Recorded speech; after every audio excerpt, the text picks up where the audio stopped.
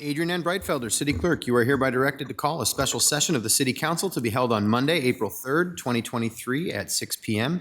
in the historic Federal Building for the purpose of conducting a work session on the Carnegie-Stout Public Library Strategic Plan. Thank you. Good evening and welcome to a special session of the Dubuque City Council for April 3rd, 2023.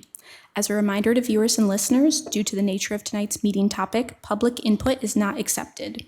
However, you may contact the City Council directly from the city's webpage at www.cityofdubuque.org/council-contacts. Attendance for the session is as follows. Mayor Kavanaugh. Here. Council members Farber. Here. Jones. Here. Resnick. Here. Roussel. Here. Sprank. Here. Wethel. Here. City Manager Van Milligan. Here. And City Attorney Brumwell. Here. Thank you. Our work session topic is the Carnegie-Stout Public Library Strategic Plan. I will turn it over to Carnegie-Stout Public Library Director Nick Rossman. Okay. Can you all hear me? Is that coming up? Yeah. All right. Sure can. Thank you all for having me tonight, and excited to talk about the strategic plan process and share the plan a little bit with you all. So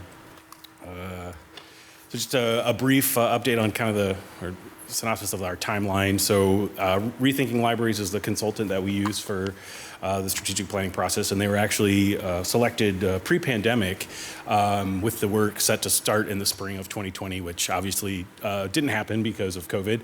And so everything was kind of paused. And then the previous library director, Susan Henricks, announced her retirement. So then the focus for the board was selecting a new library director, which turned out to be me. I started in May of 2021. And shortly after I started, then the consultants reached out to me and just kind of introduced themselves. But at that point in time, I really kind of wanted to get to know the staff and reintegrate myself with the community a little more, get to know the library better. So we just kind of still put things on pause for a little while. And then I think in the fall of 2021, we kind of set that, hey, why don't we kind of get things going in the spring? So in the spring of 2022, then we had quite a few. Sorry, I lost my place here. We had quite a few different community input sessions in the spring of 22, and then a couple in the summer, and then in the fall of 2022, we had a retreat that was held to draft the plan, and then after that draft, we had a few minor edits, and then it was approved by the Library Board of Trustees in January of 2023. So just kind of some of the various parties that were all involved. So Rethinking Libraries, our consultants were Rob Cullen and Janet Nelson. The Library Board of Trustees, obviously, were heavily involved in kind of all stages, as well as library staff. And then we had a lot of our partners and stakeholders that had a lot of input, including City of Dubuque staff, the Carnegie-Stout Public Library Foundation, and Friends of the Library Board members. And then we also reached out to a lot of different community members and library patrons as well. And so kind of the overall process was kind of these 4 stages here, the gathering and analyzing of the community input and data. We had the engagement sessions, and then the development of the high-level plan, which is the document that I've handed out. It's available on our website as well. And then staff will be working on detailed 12-month plans every year annually. So we're currently working on kind of this first year right now, and we'll report that to the board every year. So.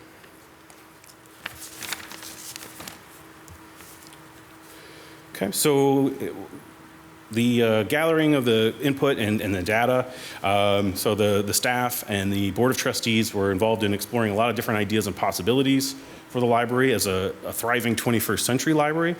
Stakeholder sessions were conducted by Rethinking Libraries in the spring and fall. Participants included, we did an information gathering session at the Hillsdale Senior Center. We consulted with library volunteers, high school students. We had open sessions for community members at the library. We did sessions for community leaders. We met with families that were after a story time. We met with a lot of different library partners and stakeholders. We met with a group of English as a second language students at NICC, and then obviously the staff and the Board of Trustees as well.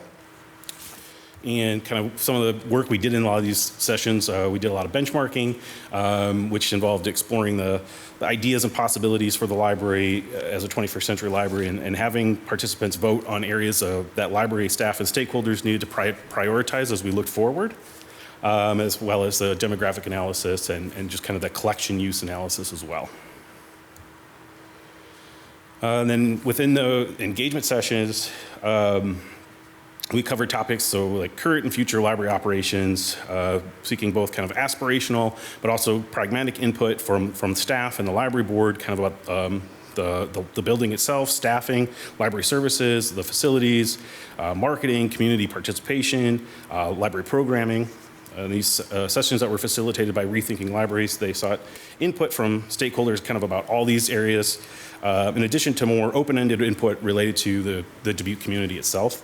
And then very extensively, they discussed kind of library facilities, both the building itself, any need for other buildings, mobile, or kind of our outreach, what we can do to get out into the community, and then just kind of the appropriateness of our current space, help determine if there's any needs or shifts that should be considered. Which, yeah. And then, so developing the actual high-level plan, that was a 2-day strategic planning retreat in the fall of 2022. All of the data input that they had received was reviewed. There was 18 people there. That was comprised of library staff, almost the full library board of trustees, and then we had a few community members as well that were in that room for that process. We reviewed data we discussed as a large group. We also broke up into smaller breakout groups to kind of discuss all different aspects of library service and then the facilities themselves. We worked through a variety of exercises to discuss the potential ideas and approaches that could help make up the plan. And then through some various voting exercises, we kind of identified our most essential strategic areas, some specific goals, and then just kind of some related investments that are required to implement those goals and help the library thrive over the next 5 years and hopefully beyond. And then all those elements are then captured in the plan themselves. The plan was reviewed by staff and the board and then eventually approved by the Board of Trustees. And then each year, I've kind of already mentioned this, the library staff will develop an annual work plan that support the goals and hopefully some things that we can accomplish each year. Our final draft includes a revised mission and vision statement, includes a list of what we think of our top values, and then identified the following 3 focus areas as an effective and attractive facility, resource management, and then our community engagement, outreach, and partnerships are kind of the large focus areas. So, and then real quick, I'll just go through our revised mission statement is enriching lives through experiences and resources that encourage discovery. Our revised vision statement, to improve and empower lives through accessible resources, community engagement, and entertainment opportunities in a welcoming environment. And then for the values, this is kind of what we identified as what we believe are values that are important to the library. So we want to have a welcoming environment that's open to all. We want people to have the ability to have discovery and inspire a culture of lifelong learning. We want to be as inclusive as possible and provide resources and policies that provide a welcoming space to all in our community. We want to be forward-thinking and creatively adapting to evolving technology and any changing needs of our community members. We want to be accessible. To that, for us, that means recognizing seen and unseen barriers and providing equitable access when and where the services are needed. And then obviously we want to have a community focus because without the community coming into the library, then we don't really have a library. So, but looking at collections and services that are aligned with the community needs and interests as well. We'll just kind of go through then the plan. So our kind of the first subject, the focus area here we'll talk about is this community engagement, outreach, and partnerships. So we feel like we need just kind of a more succinct plan for the future of the library to kind of identify what our marketing needs are. We currently have one part-time marketing coordinator, so we have a lot of library staff that are involved in marketing their own programming with all varying styles. So which can bring a lot of creativity to that process, but also not necessarily always a consistent voice. So and also so we're looking at kind of some consistent messaging, some branding identity, those kinds of things with kind of a plan here. So we already do quite a bit of outreach with the community, but we're always on the lookout for emerging opportunities to reach out and meet people out in the community where they're at. So we've been very active with the school district, with area preschools, and the area senior care centers. Most recently, we've had some, I think, really successful outreach engagements with the University of Wisconsin-Platteville and the Roberta Kuhn Center. So, but it's just, this goal is really just to make sure that we're maintaining what we're doing and to kind of keep looking for more, how we can get out there. And then same thing with partnerships. We've really been partnering with a lot of local community organizations, but we want to make sure that we continue to do this and grow it where it's possible. So we've recently developed a really nice partnership with Hills and Dales, and they're actually bringing some of their clients that are on the autism spectrum to the library, and so we provide a space for them to just kind of have their own little area of the library that then they can get more slowly kind of acclimate themselves to the building and at their own pace. And then just last week, another staff member and I, we actually went over to the NICC Dubuque Center, kind of start to develop a way that we could partner with them and trying to provide their students greater access to library resources, but also identify strategies where we could collaborate on possibly some different educational opportunities. One partnership we've been really excited about was the partnership with the middle school and high school students that automatically have a library card with their school ID. So also trying to figure out, is there a way we could do it with the NICC students as well, that as they register for classes, whether it's we have a staff member on their registration day where we can just get them a library card while they're in there, or if there's something where we can kind of just move the data over or whatever that looks like. So we're kind of starting that. Hopefully that conversation will continue to go. So on the resource management focus area, and I'll just say, the way I view the resources for the library, it's really an all-encompassing definition for kind of everything that the library has to offer.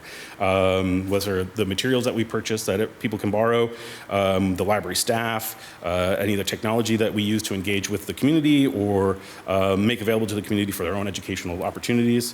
So we just want to make sure that we are maintaining relevance with kind of those technology needs and resources, and then providing the opportunities for the community to explore and learn. So we definitely try to use technology to our advantage as much as possible.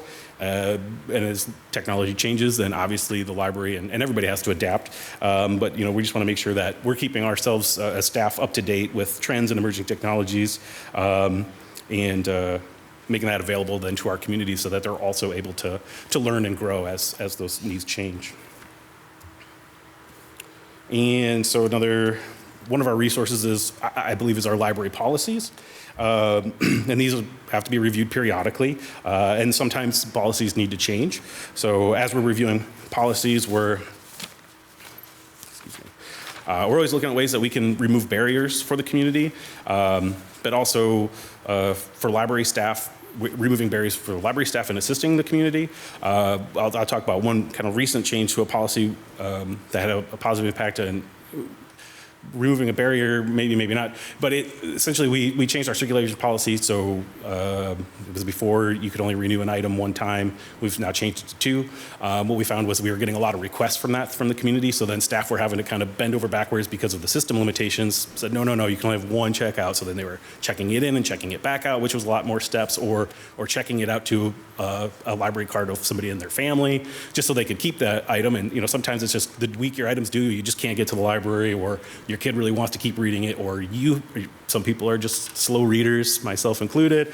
So it's just, so we opened it up so now the public can just do it online by themselves, or it's so much simpler for staff to just click that renew button. And it's a really, really minor policy change, but it's had a really, really positive impact. And we've had a lot of great feedback from it. So just kind of like sometimes those little things can make a big difference. All right, and then we just also want to increase and support the flexibility for staff to improve effectiveness and satisfaction. So kind of just that previous example, it had a positive return for the staff, but we're also looking at ways that we can help support city council goals. So specifically when it comes to staff retention, as I know that that's one of your focus areas. And so you'll see on the slide here talking about shifting part-time positions to full-time positions. Now, of course, that's not going to be possible for all of our positions because we don't have a magic wand and billions of dollars to spend. But I know this year, the fiscal year, we were able to successfully transition one part-time position to a full-time position in our circulation department, which had been all part-time, 20 or 25-hour positions, and we just saw 100% turnover in that position. We are hiring really great people, but really great people who are looking for full-time work are going to find it. So I think worst example we had was a staff member who worked for us for about 3 weeks before she found a full-time job. So, so we're excited about changing that a little bit, but as we can find opportunities to make some of those changes to help improve that quality of life for our staff, we're trying to do that as well. And then our third focus area, the effective and attractive facility. So one of the things we're working on is launching a facility assessment. So we kind of started a little bit of this work, I think, through the strategic planning process, but what we really kind of decided was we needed to have a consultant come in and really kind of look at our space, the way some of the service desks are laid out. Is there ways for us to improve some efficiencies by maybe making some small changes and things like that? And once you start moving one thing, it becomes kind of you get really messy. So having somebody that can kind of collate a plan would be helpful. So that's kind of something we're working on right now. And I don't want to say anything else I want to address there. But I think this kind of also just kind of ties back to relevant technology and the usage of the patterns of our patrons in our community, even within our own building. So, as certain technology changes, the needs of what we have available in our building will change. So it's just making sure that as we're developing this plan, that we're adaptable, we're able to be adaptable as kind of needs change and technology changes. And then this is really kind of the last slide I have before questions, but the big thing here is just kind of talking about parking. And I'm very grateful to the City Council and the city staff that really helped with the equitable parking for downtown city and library staff has been very well received. However, I think our available public parking has some equity issues. So I've taken a look. I mean, the closest that anybody can park to the library really for free during metered hours is kind of down by the Boys and Girls Club, so a little ways down on Bluff Street. And then just the State Library of Iowa maintains a standard that a library should provide adequate and convenient parking on or adjacent to the library site. And this standard is set at 1 parking space for every 500 square feet of the building. And that would equate to 108 parking spaces for Carnegie-Stout. So I don't know how that standard was set, but in order to get to 108 spots, I had to include meter spots. So it was from 10th to 12th Street along Bluff and Locust, and then also 10th, 11th, and 12th from Locust down to Main, which, they're very close, not far parking spots at all, but I don't know if I would consider them adjacent. So we don't quite meet that standard according to the state library, but, I don't think we have parking that's far away, and there's a lot of metered spots that are readily available in that area. So, and I also don't have any solutions that I'm proposing. I would just kind of humbly request that as we're continuing on with the smart parking and mobility management plan, that some kind of an equitable parking solution maybe be thought of or considered, or for kind of around that library. And I'm not sure what those solutions are, but we're definitely open-minded. So I think that's all. And then if anybody has any questions or anything, I'd be happy to try and answer them. Great. Thanks, Nick. Thanks for the presentation and leaving time for questions here. So open it up. Ms. Farber. Yeah, just to follow up, and thanks for the presentation. It's always fun to learn about what you guys are doing down there, and I love your PR documents, so thank you for that strategy piece. Do you have an idea of just a mixture? Are these parking places around the library paid meters, or are some free and some pay per hour kind of setup? Well, most of the parking that's around the lot, so we have a lot that's directly across the street, which I believe has 18 spots and then 1 accessible spot, and that's all metered. And then all the street parking is metered. It is, okay. Yeah. So I mean, I think once you get past 12th Street on Locust, there's some free spots down there. Right. But yeah, if you pretty much any other direction, it's all. And metered. what is the library standard from the state? Is it metered or unmetered, or is it just the fact that you need a parking spot? Yeah, I think that's an urban development consideration. I don't think there's any necessarily, I mean, we're not the only downtown library in Iowa that deals with and has issues with it. I know, when they built the new building in Cedar Rapids, there was a lot of parking issues downtown, and I think they have a ramp maybe right across the street, and they were trying to figure out some solutions, and I'm not sure what they did, but the Des Moines Public Library, they actually have an underground thing with maybe 25 spots down there, but they also have security, I think, that's monitoring the parking lot pretty much all hours that they're open. So, with something like that also comes an extra expense of having to employ somebody that's actually monitoring that, or I think, and they might use Permar security for that, but I'm not 100% sure. Okay. So. But walkable to the hood is acceptable to the library. Yeah, I mean, it's not an easy solution, right? It's so it's but that's a complicated situation. So That's an interesting one. Thank you. Yeah, yeah. Appreciate it. Ms. Wethel. So thank you. As I've shared with you, your library is where I made my first friend when I moved back to Dubuque at story time with my daughter. Really, your interaction that you provide the community with, those small gatherings, those experiences to meet and share space, it's really great. So thank you.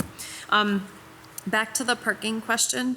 There's so much space in our library that is not space in which it is active library space, correct? So meeting rooms, gathering rooms, all that fixes in. that's a really good question. I don't know. I would have to probably reach out to somebody at the state library and find out. It is like, when we're having, like this morning, we have story time at 9:30 and 10:30 on Monday mornings, and our lot was completely full this morning. But then as those end and people go home that are there for story time, then there's typically always spots available. It's not necessarily a question of do we have enough spots. It's the meters.